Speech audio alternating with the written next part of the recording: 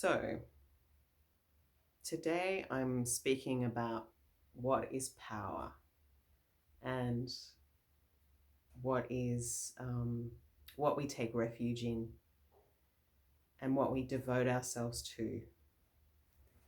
Um, there's a saying by the Buddha. It said, all that we are arises with our thoughts. With our thoughts, we make the world. Speak or act with a virtuous mind, and happiness will follow, like the cart that follows the ox. Speak or act with an unwholesome mind, and suffering will follow, like the shadow that follows the body. Although those two examples are probably reversed. And it's so easy to be taken in by all of the input in our world, about what we think we need and who is worthy of respect. Like how we always ask someone first up, what do you do? As if their job, we're deciding, how much respect to give them, or we're judging them, we're putting value on them by how much income they earn or how much education they have. And yeah, I mean, there's a lot of emphasis on money, power, sex, beauty, youth, and being entertaining. And we're kind of easily distracted by these things, but the longer we live and the more we pursue these things, we tend to feel a bit empty. And we kind of wonder, we reach a point where the promises of materialistic culture are empty, but we think it's us. Like, maybe I just am not doing it right. Why am I, secretly not happy? It's like the emperor's new clothes. We're all pretending the emperor has some fabulous clothes on, but most of us feel, this isn't great, and we're super stressed out, and we're lonely and unhappy, and could it be better? And yeah, it's hard to admit, like you're seen as a failure if you don't admit that maybe having a lot of money, maybe having a lot of sex can kind of it can be fun, but it can also leave you feeling a bit empty. I'm just thinking maybe the fire might be a lot of noise. You spend your life pursuing these things, and in the end you're like, what have I got from that? Like in America, I heard, especially around the global economic crisis, I heard that people who had spent like 5 years getting a graduate degree ended up as pest exterminators. Or, you kind of work for so long towards something and it just doesn't quite fulfill you in the way you thought it would. And maybe some people have experienced a kind of rejection by society, or they've felt that they're not good enough. So they then, pursue things like plastic surgery, or rich men, or, beautiful women, or accomplished careers, to get a sense of validation and to be loved and respected by others, to get attention, to be heard, to be understood, to get acceptance. There's all kinds of things we'll do for it just to get acceptance. Like, people can actually end up in cults, because this is bad for YouTube. Sorry, YouTube people. Yeah, people can end up in cults because they're looking for maybe the family they never had. They're looking for some kind of social input. And there is this wonderful camaraderie, and even in hate groups, there is this wonderful sense of somebody's got my back, we're together, we're fighting against the world. Somebody understands me and values my presence. And people can end up in very not so good situations because they're just seeking that kind of attention and validation. That's why, like, a lot of the people who end up extremely famous and rich also end up extremely unhappy. So here, you know, we have to differentiate between just seeking enough money and education to have a balanced, good life and get your needs met. And there's absolutely nothing wrong with that. And many people are just at the level where they're just surviving because things are expensive. And so we're not talking about that. We're talking about people who pursue well beyond what they need, and it leaving them feeling empty. And how we take refuge in these things for validation and power and contacts, but it's not real. It's not very deep. Whereas when someone can respect people because they look deep inside and see Buddha nature, they value someone for more than what they can give them. And I think probably maybe amongst the working class in the old days, there was probably more of that solidarity, that just looking at someone as a friend, as a mate, for who they are, and valuing them as a human being rather than just social capital, and looking at what they can give you. And people can see through that after a while as well. You know, when you meet someone or you find someone on social media and you realize they're using you to use your contacts or try and sell you things or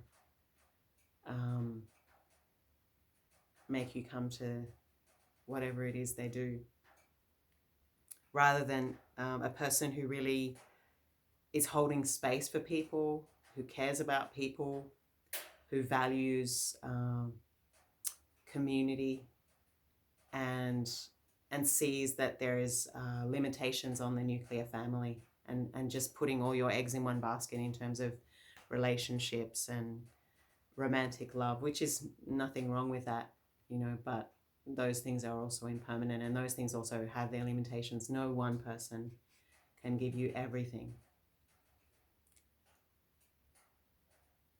And the Buddha, you know, he had all of those things. He was a prince, he was good looking, he was high powered, he was well educated, he was at one point young, and he was a future king, a future leader.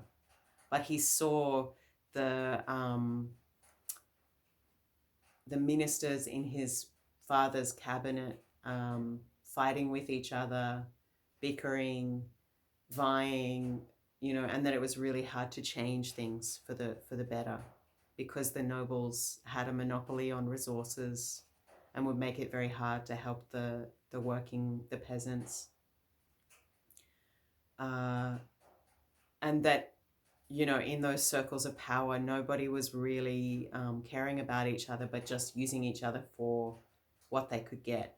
That people weren't nice to him because of who he was, but because he was his father's son.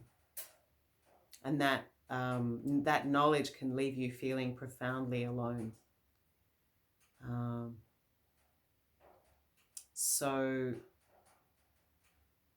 Buddhism is quite radical, quite different from most other religions, in the sense that it's all about understanding that it's the old cliche, it's all within you. But it actually, like, sitting with yourself and doing the work of clearing away the dust and polishing the mind and letting go of what is not essential, one comes to see an unbreakable peace, and a deathless nature, and a true refuge. And I think that is the kind of power, that is the kind of spiritual power that made the Buddha draw people to him. You know, like kings would just put down they would give up a war, they would give up an invasion just by seeing the Buddha sitting under a dead tree, or, you know, the Buddha walking in the street. the power of his compassionate bearing. People would suddenly have a deep insight into what really matters. Mothers who had lost their child and gone insane would see through their insanity and have an insight into the deathless nature of things and overcome their grief. You know, that was the power of someone who is resting in truth. And that power, that refuge, which has no need to manipulate others, no need to control others, which does not depend on income or education or gender. That power is the lasting legacy and the true thing we should remember when we bow to the Buddha and his Dharma. And that is the refuge we should remember when we become monks and nuns, when we put on the robes. Not that I want people to respect me or I want people to listen to me because of my personality, but just because of the lasting legacy of that refuge of peace that everybody has. And that is the true egalitarian nature of the fourfold Sangha, that whether you're a layperson or whether you're a monastic, you have Buddha nature, you have the potential to become awakened. Although we do have like seniority and we bow to people more senior than us and we bow to people who have more vows than us, it's not about demeaning our own, that we're anything less. It's just a rejoicing in someone else's practice. But that by no means means that somebody who has a whole bunch of vows is more accomplished than anyone else, or or someone who's done more retreats. The Buddha said, never underestimate a small spark of fire, a young prince, or a small snake. Because somebody came to him and said, you're really young. I don't think you could be enlightened. I don't think you could be as accomplished as people say you are. And the Buddha smiled and he said, never underestimate a small snake because its poison can kill you. Never underestimate a small spark of fire because it can burn the whole forest to the ground. And never underestimate a young prince because he will one day become king. And never underestimate a young monk because a young monk can become a Buddha. But everyone can become a Buddha. So it's good not to underestimate anyone anywhere, because you don't know. You only see the tip of the iceberg of what they've overcome and where they started in their journey. You don't know what they've been through to make them as they are. And it's good not to kind of write them off because of their income or because of their class or because of the way they speak, or because of their trauma, because they will one day become a Buddha. And our work as Buddhists is to not question others' worthiness, but to help bring them to liberation, to emancipation with love and compassion and freedom. And sometimes that doesn't mean that we're a compassionate idiot or a doormat or that we allow others to abuse us. Sometimes the most compassionate thing you can do is set boundaries or give someone some space if you realize you can't help them. And people absolutely need boundaries if they're abusive or if they're harming others,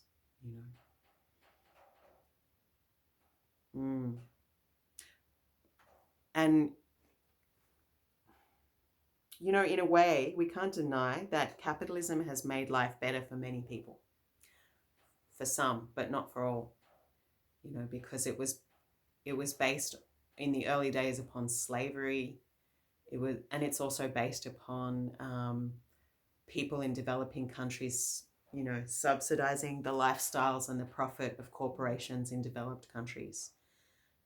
It also, you have to look at like a broad cause and effect situation, the pollution it produces, the suffering of the people who are working in the factories, the living conditions, you know. So having money alone is not enough. We also need to look at how we use the money. Money can be used well, can be used to build hospitals and feed refugees and educate children, or it can be used to sell weapons and drugs. And, you know, so it's not just the profit, but, and, you know, what is interesting when we look at the development of countries' GDP, we don't take into effect how clean is the water, how quality is the food, how clean is the air, how happy are the people. You know, a person who's working 70 hours a week and has a great income may not necessarily be happy or fulfilled. You know, there's a whole bunch of jobs within capitalism that are fairly soul destroying and boring and meaningless. So we sometimes mistake craving for a noble ideal, you know, and we hold up, like, I remember in the 90s, you know, people like Donald Trump were held up as good businessmen, you know, people that were successful were held up as paragons of virtue or something to emulate. For me, there's this great picture that some photographer took in India, and it's from the 80s or 90s, and it has this poster of luxury, extreme luxury, and it says Trump Tower. And underneath, it's in India, and underneath is this homeless family cooking on some firewood. And yeah, that extreme, you know, like a society is only as strong as its weakest link. And I saw recently a picture of a really filthy piece of land that nobody wants because it floods all the time. It's on a riverbank, and it was somewhere in America. And there's a kind of a freeway bridge, and then there's like these RVs and tents and lots of garbage because there's no garbage collection in that area. And for me, that's the classic kind of, in the land of the free and the home of the brave and the richest country on earth, there's hundreds of thousands of people living like that, you know, and the local people in that area want to kick those people out. But they don't understand that those people make their coffee, clean their houses, pour their petrol, you know, and yeah, they don't seem, it's like a disconnect between kind of, those people are running your economy, but you don't want to pay for their healthcare or make sure there's affordable housing, you know. So what is real success? What is real power? What is a person to look up to? We have to ask ourselves, what is the greater effect? If you only look at the short-term projection of your investment, it's going to have it. Yeah, people are going to cut corners.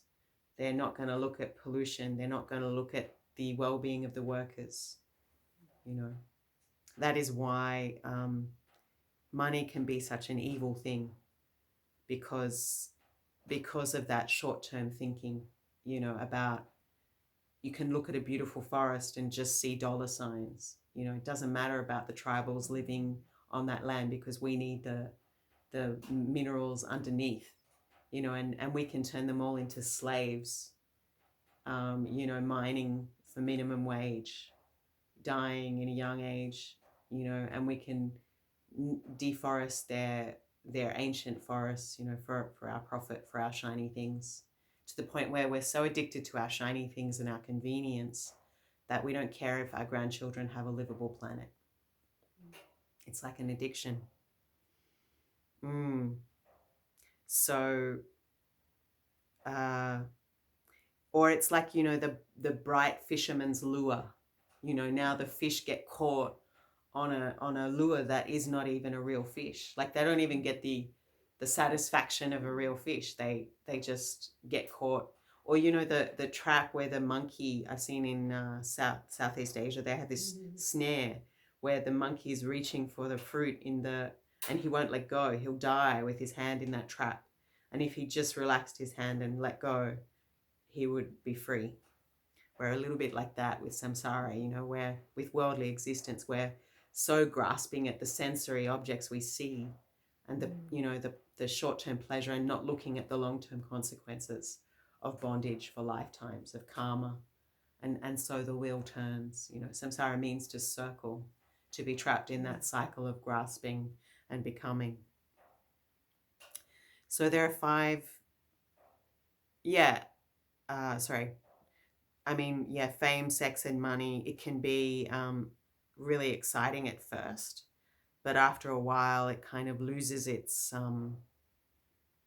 appeal. It's a bit like the first night you watch a play and it's fun and exciting, and then if you go every night for a whole year, it kind of just becomes like a misery, and you see through all of the illusion of the beauty of it, and you just see it becomes like a kind of a form of suffering if you repeat something again and again.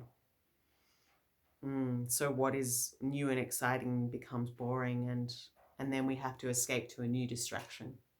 That ever becoming is also part of what we call samsara, the wheel, how we reinvent things. So there are 5 powers which the Buddha described as a true refuge, and a true source of power, and a true source of respect and admiration. And I mean, why don't we hold up people with character as the new Cardassians, as the new heroes of our time?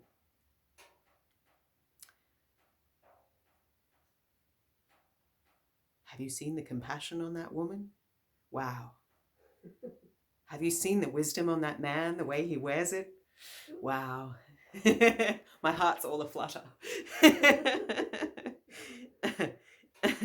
Have you seen his social media stock, his social welfare stock profile?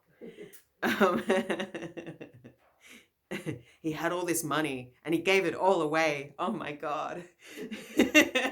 He's not grossly hoarding billions of dollars at the expense and well-being of others. It's so attractive. So the first of the 5 powers is faith. And faith is something we don't really think of as very valuable anymore. We think it's like the opiate of the masses, because faith, I guess we lost faith. Many of us lost faith in our traditional religion because we saw perhaps the clergy behaving badly, or we saw blind faith, we saw hypocrisy. So we think people with faith must be a little bit deluded, or blind faith. Blind faith isn't a good thing. But the Buddha said faith based on reasoning, faith based on experience, faith, he said, test my teachings like a goldsmith tests gold in order to determine its purity. Break it down, try it for yourself, and if it works for you, then take it on board.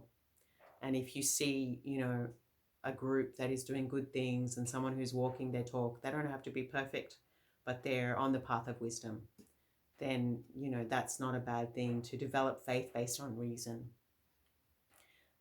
Faith in the Buddha as a guide, faith in the Dharma leading to liberation, faith in the Sangha as people trying to follow that path, however perfectly or imperfectly. I mean, within reason. Obviously, we don't want to justify or excuse gross abuses of hypocrisy. And also, faith the Dharma leads in a good direction, and that your own potential for awakening is real. That, and that only comes through meditation, through a regular daily practice. Someone can tell you, but until you, it's like someone, if I tell you about chocolate, but until you taste the chocolate, you won't believe me, right? The second one is diligence. So this comes from practicing every day through cultivating mindfulness. But it also comes from not allowing unwholesome states to arise, not watering unwholesome seeds in yourself, or when you do, when you find yourself, to stop. It's like putting on a record, and it's a bad record, so you just change the record, you take off the spindle. When you find yourself in a bad mental circle, you place your attention elsewhere. Oh, there I go again, hating on myself, judging on others, okay, change the record. And we have to look at why, we have to unpack our trauma and our why we're doing that. But we also have to realize, like, this focus, this obsessing, this craving makes me unhappy. So redirect attention to something wholesome and keep extending the time of the wholesomeness until it becomes habit. The mind is a beautiful thing. It's like working with wood. You can create the mind gets in a pattern. So if you get up a few days in a row to meditate, it becomes easier.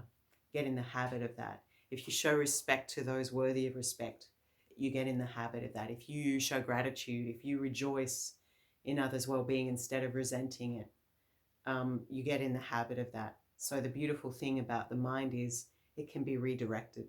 It can be, we can create new mental pathways.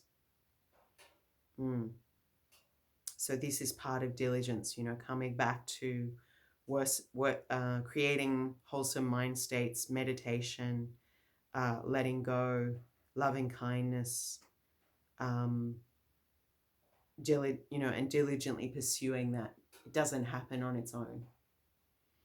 And then, following on from that is mindfulness, abiding in the 4 foundations of mindfulness in the here and now, the body, the mind, body sensations, meaning feelings and physical sensations, mind and objects of mind.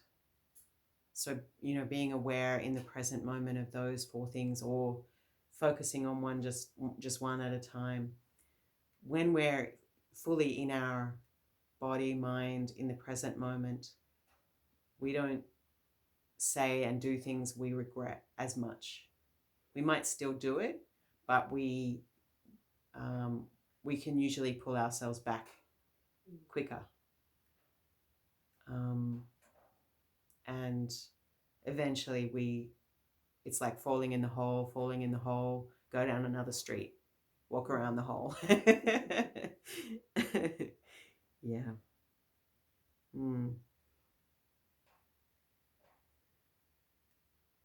Like when I was young, I was suicidal, and that's all I could think about.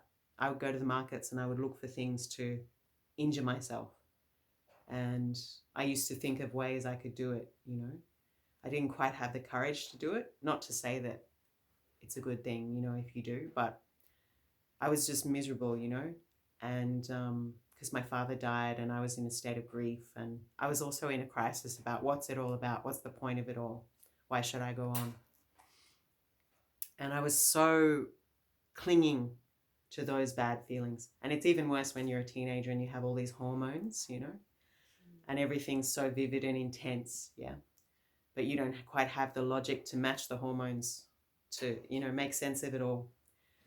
And when I found the Dharma and I realized I could choose what thoughts I focused on, and that I could sit through something and it would pass, and that I didn't have to, you could say the thoughts are like the water. You can float in the water, or you can allow the water to sink. You can fight and fight and fight and sink, and it pulls you under.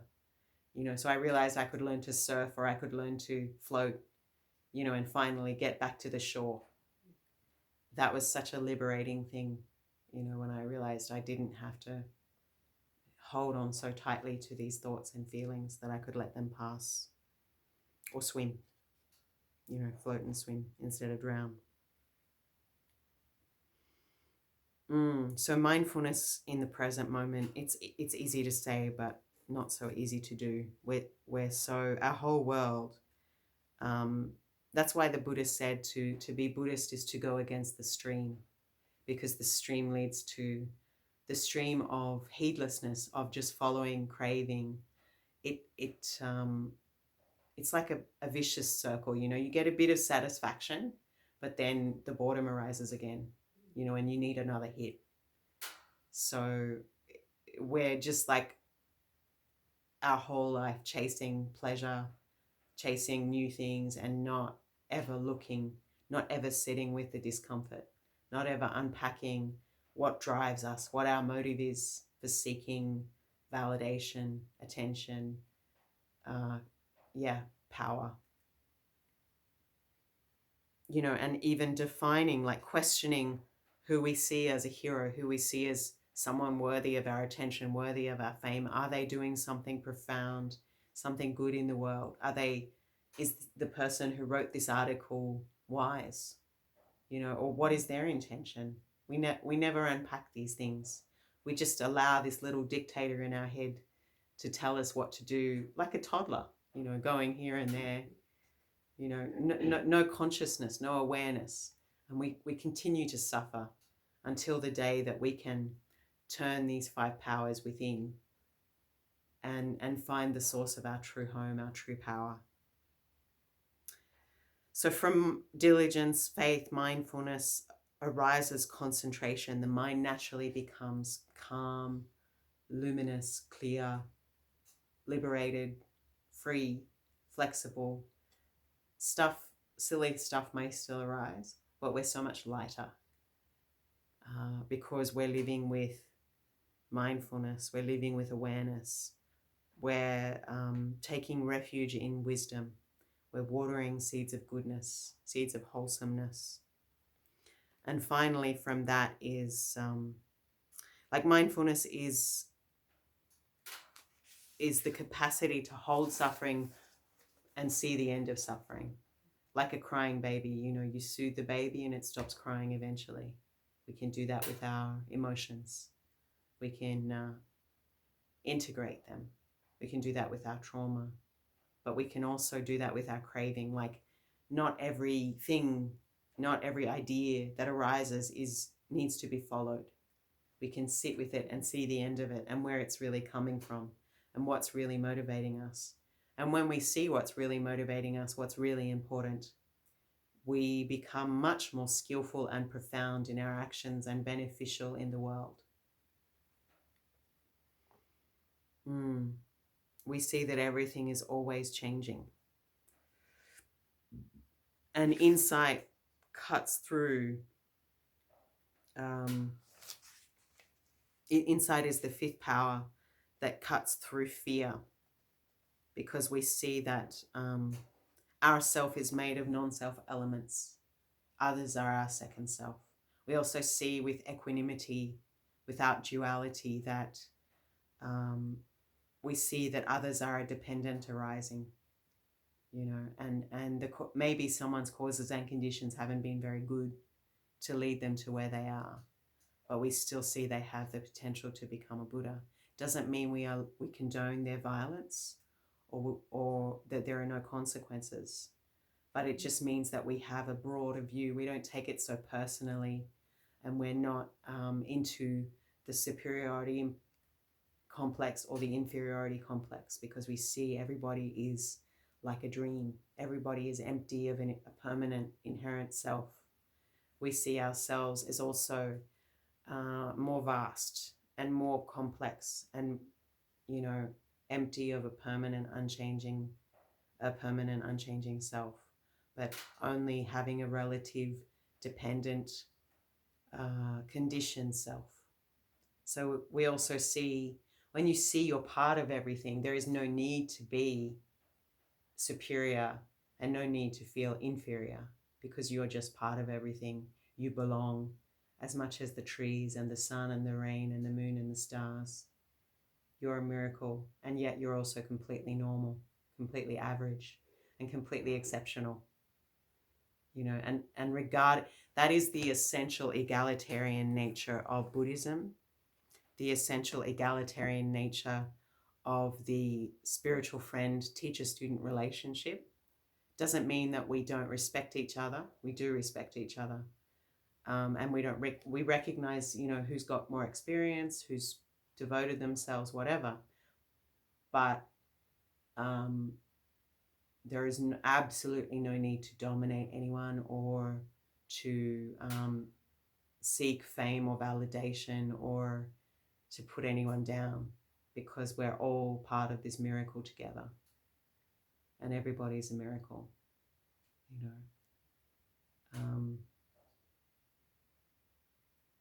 Yeah. Sometimes people, I think patriarchy functions this way, and probably most systems of domination do. They seek to make women insecure about themselves. You know, you're not thin enough, you're not young enough, you're not submissive enough, you're not agreeable enough, whatever it is. You know, they will seek to invalidate someone, to make them comply, you know, because as soon as you don't value yourself, you're easy to manipulate. But I just remember kind of one day I heard a guy saying to his girlfriend, "You're fat." And that was his way to try and make her feel insecure about herself and make her think that his abusive behavior was acceptable, or that he was a nice guy for staying with her, because she should be grateful that he was staying with her. And she was like, "So what? Like, that doesn't mean that that you get to treat me like crap. And if you don't value me, there's the door, you know." And for me, that was like, wow, these were just some people talking on a bus.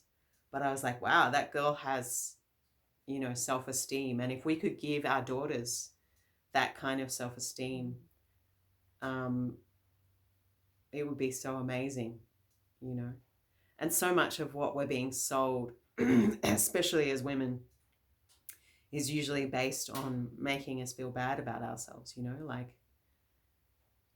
that when they try to sell you this kind of stuff that makes your cellulite pull in or something, or like, you know, you won't have wrinkles with this cream, and just the stuff they try to sell you is mostly based on because you feel you're not enough.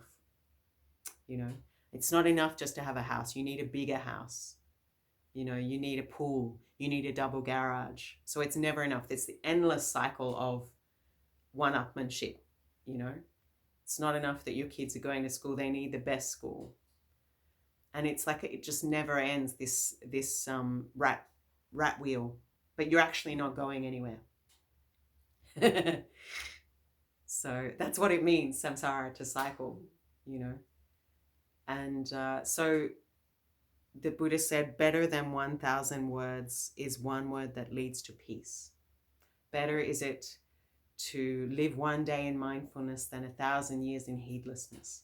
Better is it than conquering 1,000 men in battle is to simply conquer one's own mind. Yeah. So to come back to what is true power, to come back to what is true beauty, to come back to what is true accomplishment, to come back to what is true respect and true love, and is so important. And we may not be understood. You know, like monks and nuns, they don't have a lot of money. They don't even have hair. And people might look at us from the outside and be like, that is weird. That is one weird cult. And, you know, why would you do that? But we know why we're doing what we're doing. And that is enough. You know, it's enough to know that you, and not in the sense that you're superior or better than anyone else, but it's okay to be misunderstood by people who are unhappy they can't manipulate you or control you. It's not a bad thing to take feedback or to connect with others and connect with them in a way that they can relate to. That's upaya, that's skillful means. But it's also not a bad thing to be immovable in the face of greed, hatred, and delusion, and to walk the path of virtue, even if that's not understood, you know. Yeah.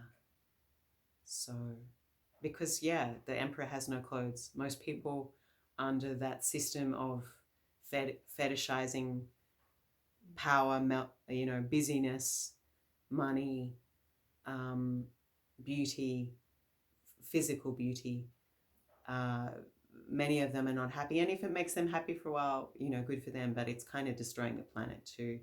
And it's affecting our relationships with each other, our capacity to really respect and love and care for the most vulnerable, like people who don't fit into capitalism, who are disabled, elderly, sick, who aren't beautiful, are cast aside and not valued. And that to me is a tragedy, you know, because you're only the society is only as civilized as the most vulnerable people. And if we, cared for those people, they could